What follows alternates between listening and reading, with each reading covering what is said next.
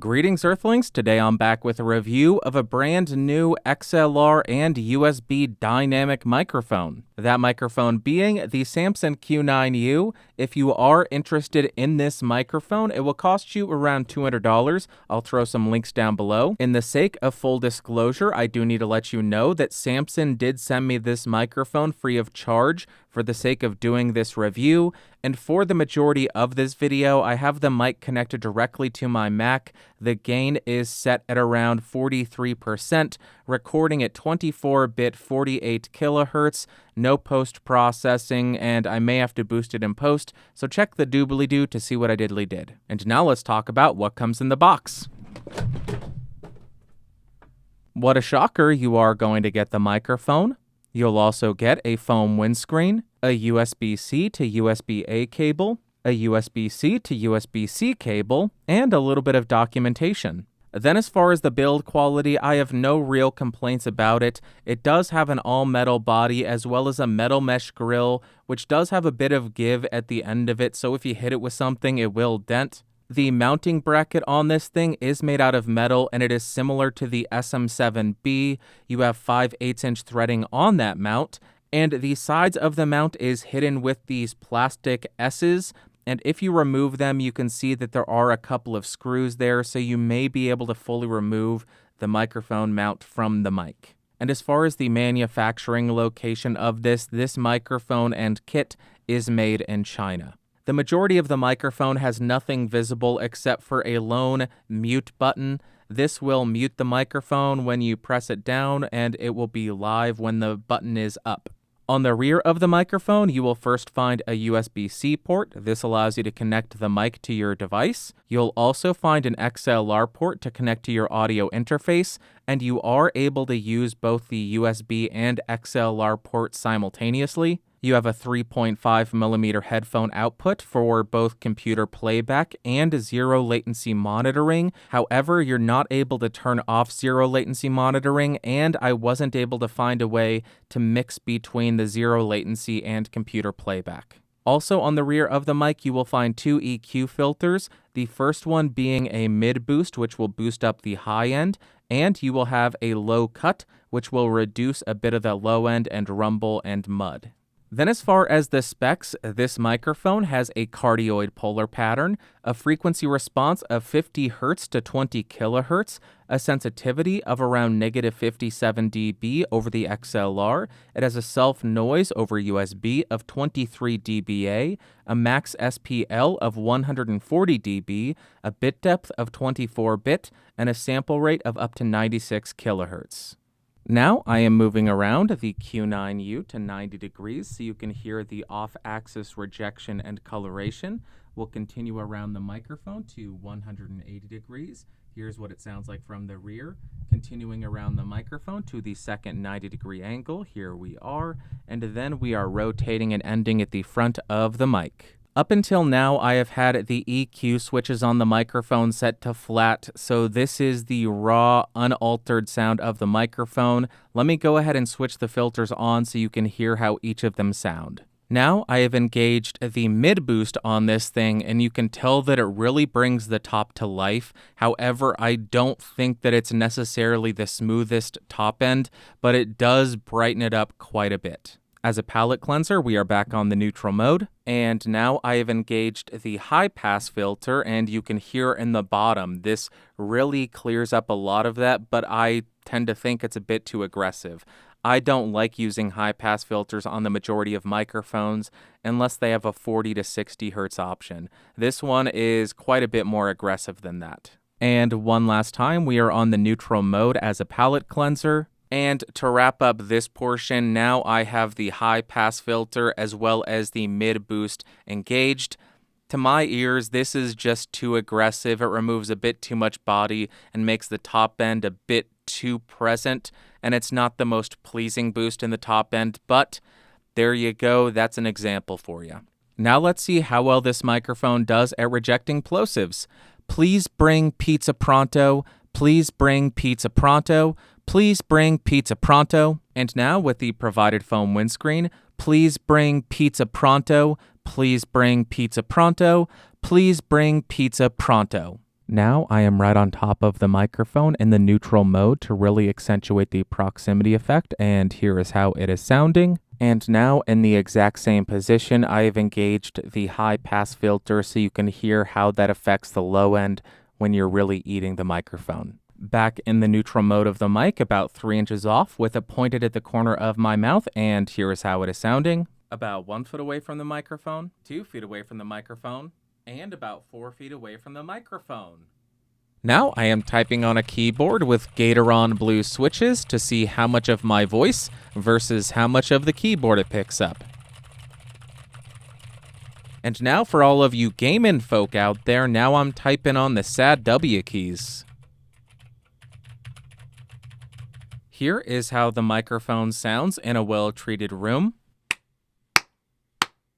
And here is how the microphone sounds in a completely untreated room with the mid-boost turned on. I also want to test how noisy the mute button is, so I will go ahead and mute and unmute a number of times here.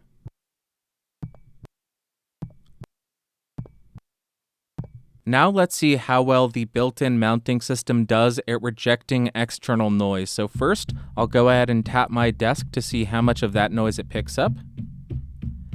And then I will tap the boom arm.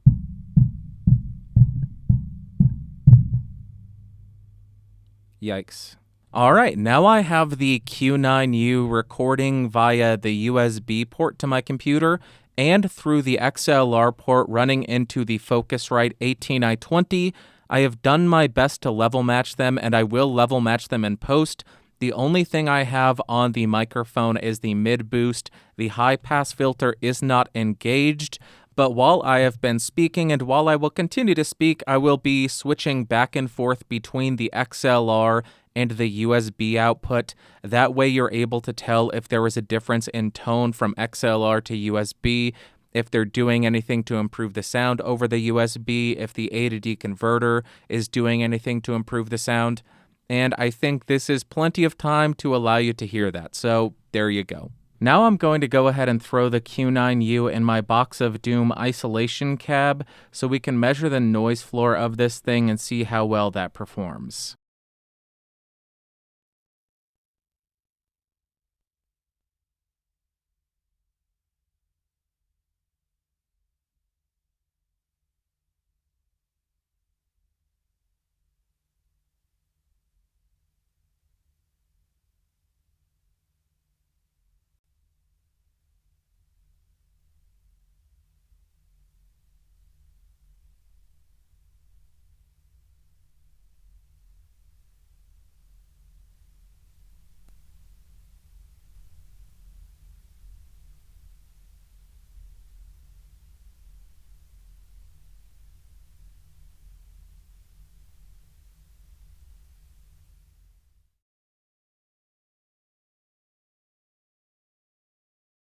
Then when we look at the latency with a sample rate of 48 kilohertz and an I/O buffer size of 64 samples, we have a round-trip latency of 9 milliseconds, or 4.4 milliseconds output. When we jump up to 128 samples, we have 11.5 milliseconds round-trip, or 5.5 milliseconds output. Jumping up to 256 samples, we have 17 milliseconds round-trip, or 8.5 milliseconds output. Then when we jump up to a sample rate of 96 kilohertz and an I/O buffer of 64 samples, 7.5 milliseconds round trip and 3.5 milliseconds output. Jumping up to 128, we have 9 milliseconds round trip or 4.5 milliseconds output. And jumping up to 256 samples, 11.5 milliseconds round trip or 5.5 milliseconds output. Now I want to do a very quick comparison between the Q9u and a bunch of other microphones that are available so we can see how it stacks up against the competition that's out there. Like always, we'll start on the mic we're reviewing. This is the Q9u. The gain is set at 43%. I have the mid-boost engaged because I think that's the best sound profile. And here's how it's sounding. Let's jump to the first mic. And first up, we are on the Samson Q2u. This is a $50 to $70 or $80 XLR and USB dynamic mic, 6 inches off, and my gain is set at around 60-ish%, 65-ish%. And here is how it is sounding. 50 to 70 bucks versus 200 bucks. There you go. We are back on the Q9u again, so you can hear how this sounds very quickly before we jump to the next mic, and let us do that right now. Next, I am on the Audio Technica ATR2100. This is their old USB XLR mic, which I believe is still available. This goes for about 70 to 80 bucks. I am 6 inches off, and my gain is set at around 85%. And there you go, another really big competitor to the Q9u. Let's do some more comparisons. For a third time, we are back on the Q9u, so you can hear how I sound on this thing. 6 inches off, gain still at 43%, mid-boost still engaged, and let's do another comparison. Now I am on the Rode Podmic, and I am about 6 inches off. I am running this over XLR into the 18i20 2nd gen. Gain is set almost at 100%.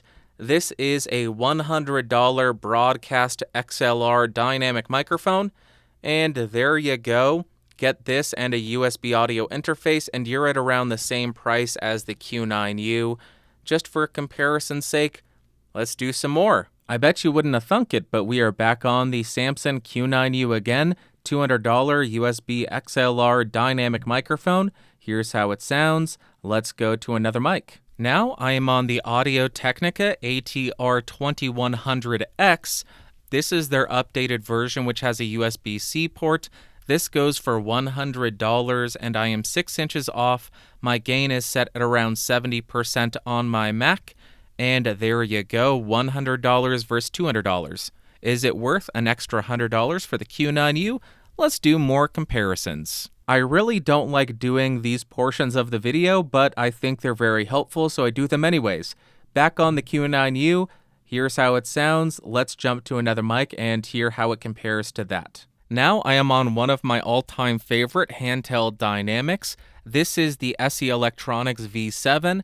This goes for about $100. I'm about 6 inches off of this, connected to the 18i20, gain almost at 100%, and here is how it is sounding compared to the Q9u. I think this is comparison number 6, but we are back on the Samson Q9u again. Here is how this is sounding. Let's jump to the mic we're comparing it against. Now I am on one of the most popular microphones of all time, the Blue Yeti. This goes for about $130.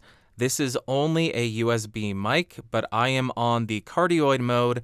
Gain on the mic set at around 11, gain on my computer set at around 50, and there you go.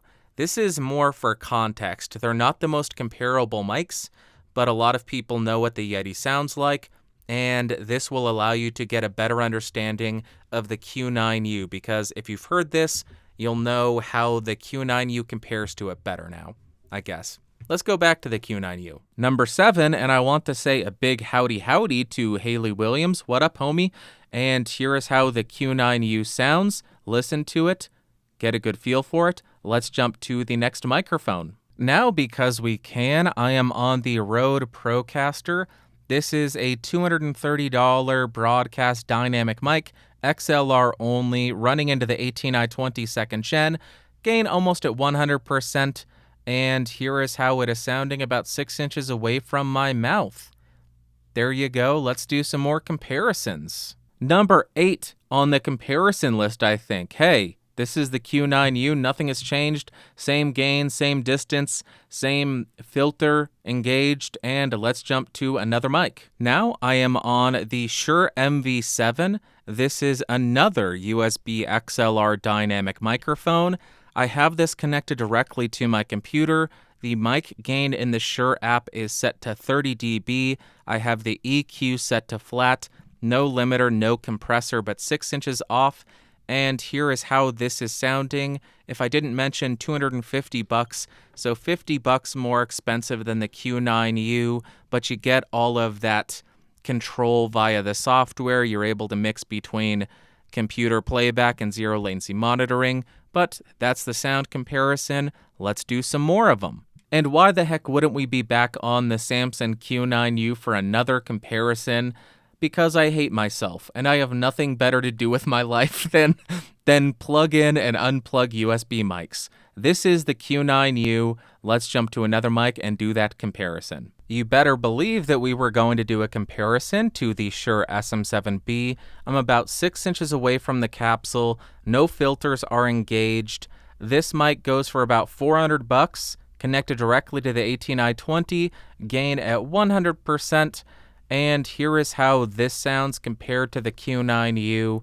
This is a broadcast standard, and one of the last mics we're going to be comparing it against, but we have one more just because I'm a crazy person.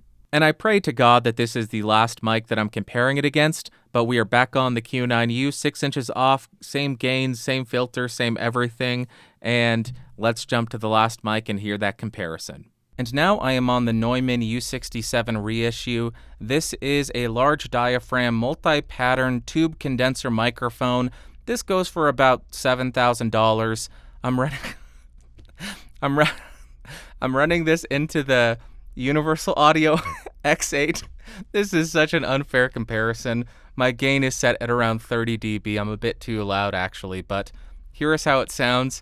This is not actually part of the comparison. I'm just trying to get as much use out of it as I can. Let me know which of these microphones you liked the best. Of the 10, because I had to make it an even 10, of all of the mics I compared it against, which one did you like the best? The Q9u, Q2u, Procaster, SM7b, which one? Comments down below. Let me know.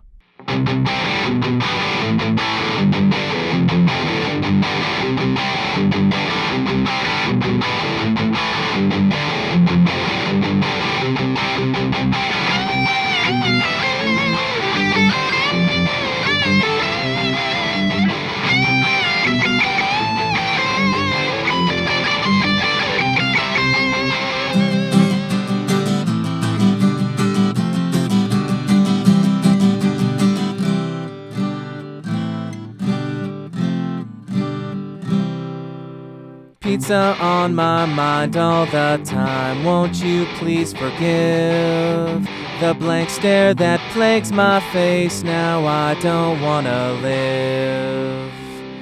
Now I assure you I do want to live. I just couldn't think of anything else that rhymes with forgive. That's why we are where we are.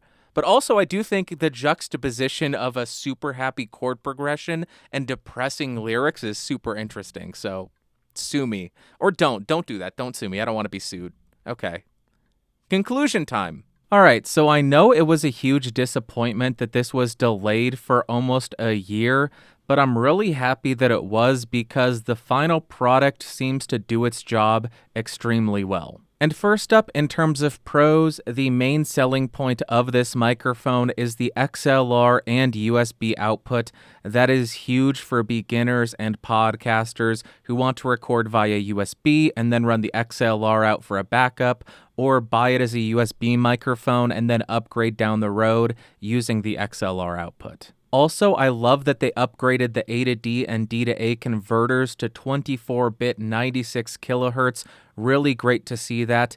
The headphone amp was perfectly capable of powering even my HD 650s, and a little detail that I really like is they added ferrite cores to both of the USB cables. That's what the little thing on the cable is. That is going to help reduce the EMI that is picked up by the cable. Just a little thing that I think is a great addition. But then as far as cons, one of the biggest drawbacks for me is how bad it is at rejecting bumps of the desk. I also don't like the fact that there's no way to mix between zero latency monitoring and computer playback, and there's no way to turn off zero latency monitoring. And lastly, just like the Shure MV7, I found the XLR output to be a little bit harsher than the inbuilt A to D converter. I don't know if they're doing some kind of magic with the electronics inside while it's being converted, but I would have liked to have seen the XLR output sound even better. Next, as far as my overall thoughts and opinions on this microphone, on the electric guitar, I was not a fan of it in the slightest, I am very sorry to say. The lows were muddy and unclear. The mids were nothing to write home about, but the thing that I found most jarring was the upper end of the mic. It had this strange staticky quality to it that I did not like in the slightest, and I would not use this mic on an electric guitar unless, of course, it was for an effect. Next, on the acoustic guitar, again, I wasn't a fan of this thing. It was incredibly dead sounding. The lows were unclear still, but the thing that stood out to me on the acoustic was the mids sounded very shouty. I can't describe it in any other way. It sounded like the midsection of the acoustic was screaming directly in my face. Unpleasing, unnatural, did not like it. Next up for singing, I would classify this as pretty tolerable. It's not going to be my first pick, but if I was in a pinch, I would be fine using it. With the high-pass filter and the mid-boost engaged, you do get a pretty forward sound that, for the most part, isn't offensive. You do still run into a little bit of that artificial and staticky top end, but in the mix or for a demo, I don't think it's going to cause any huge problems. And lastly, for spoken word, that is my favorite application for this microphone. With the mid-boost engaged over USB, I think you get a really nice sound. The low end is pretty thick and it's not too uncontrolled. The mids are pretty clear, and then you get the top end, which is nice and articulate, but not overly sibilant. And as far as going from the Q2u to this microphone, it is a night and day difference. The Q2u is great for the $50 to $70, but one of the big drawbacks for that is the really sibilant top end. This eliminates that issue and I think is a huge step up and a huge improvement over the Q2u. Then we get to the question, would I recommend the Samson Q9u? And the answer is yes, kind of. As far as yes, of all of the USB microphones that are more affordable than this, I thought this outperformed every single one. The Q2u, the ATR2100 USB, the ATR2100X, the Blue Yeti. I liked the sound of the Q9u over all of them for spoken word. But once you get to the Q9u and you start comparing it to the MV7, that's more of a close call in terms of the tone, and then you also have to start paying attention to the features. The Q9u is really a plug and play, you get what you get. The MV7 is more of a play with it in post or with the software, get some processing, mix the headphones, all of that. So you have to decide which of those feature sets and which of the sounds you want out of your USB XLR Dynamic mic. But the reason that I'm also saying I would only kind of recommend the Q9u is because you're paying $200, and in that price you're also paying for the XLR and USB. If you do not need XLR and USB outputs, I think you may be able to get better results by picking up just an XLR microphone and a USB audio interface, because at $200, your options are limitless. There are so many $100 and less dynamic microphones and plenty of USB audio interfaces at around $100 or less. But if you do need XLR and USB, I think this is an amazing sounding microphone and quite a huge improvement over the Q2u to my ears. All right, I think that's going to wrap up for today, but I would love to hear from you. What are your thoughts on the Q9u? I'm guessing this is going to be a contentious microphone. That's my guess. Let me know in the comments down below, which mic did you like the sound of the best? Was it the Q9u? Do you still love the Q2u? Do you prefer the SM7b? Let me know. Comments down below. If you found this video fun, interesting, or helpful, go ahead and give me a thumbs up, hated it, thumbs down, and I'm just going to say this. Thanks to these people, they're amazing. These are the members who pay $5 or more. You can become a member by clicking that member join button thing and joining at $5 or more. I love you so much. It's because of you that I'm able to continue to bring you these videos. Thank you so much for watching.